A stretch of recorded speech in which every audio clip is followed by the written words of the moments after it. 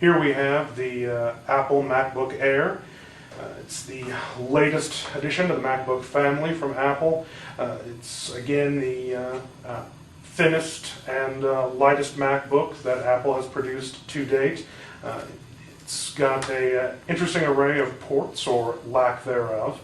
A single USB port, standard audio out mini jack, as well as a mini DVI port for monitor out.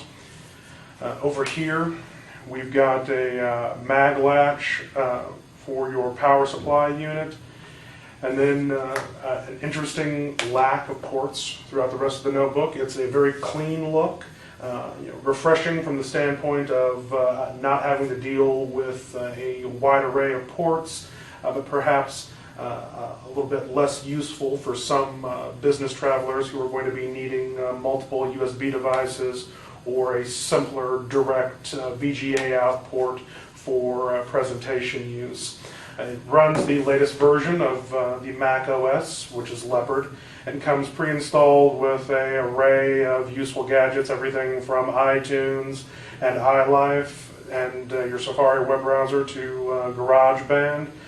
Startup times for most applications are quite a bit slower than what we've come to expect from modern day MacBooks.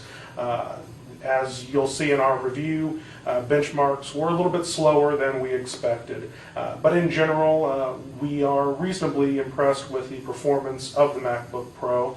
Again, coming in at just 2 pounds and a paper-thin profile.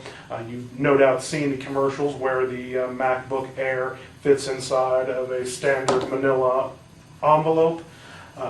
The interesting addition to the MacBook Air is the inclusion of a multi-touch touchpad. It's very large, very nice touchpad.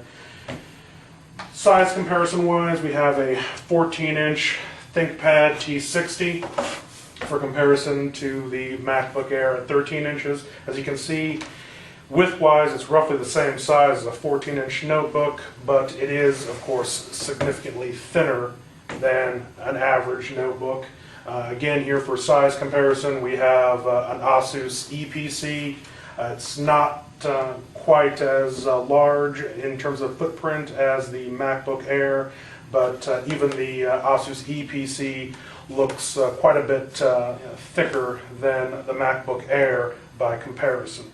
Stay tuned to notebookreview.com for a full review of this notebook.